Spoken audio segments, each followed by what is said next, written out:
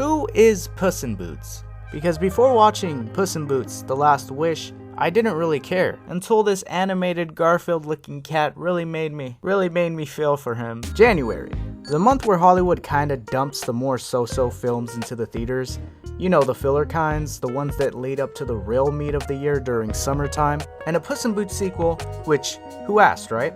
Out of the blue comes in and slips into the January releases. I looked at the poster and I was like, yeah, that's about right. First of all, this is a sequel to a movie that came out like 11 years ago, so I expected the second one to slip by and kind of just be forgotten. Some little kids,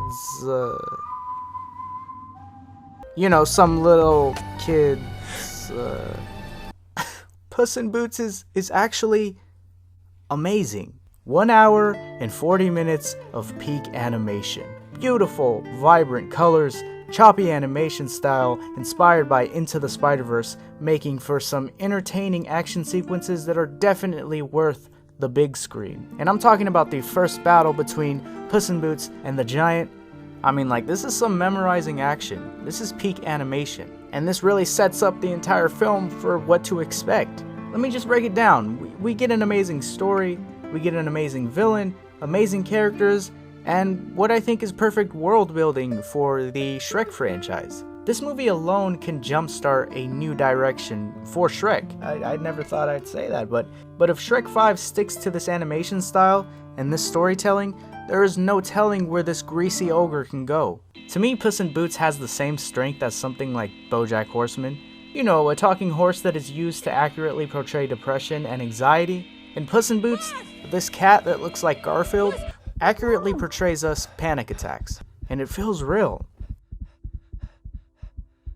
Hey, you didn't hear it from me, but maybe a few tears came out, okay? I don't know, it's January and I'm crying over Puss in Boots.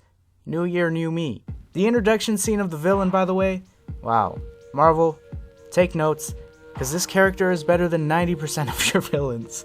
In an instant, with the introduction of this villain, you understand the stakes. In an instant, you understand that this is no joke. Puss in Boots is down to his last life, and this bounty hunter is wanting to take that. From his whistle that makes the fur of Puss in Boots' hair stand, to the 2 sickles that this dude be spinning around like it's no one's business, to the voice actor's calm but creepy dark voice. The feather, and of course, the boots. That reminded me a lot of this character's voice from No Country for Old Men. The most you ever lost. Now call him to us. This is how you do memorable villains. Look, let's just recap the strengths of Puss in Boots: The Last Wish. Animation? Check. Storytelling? Check.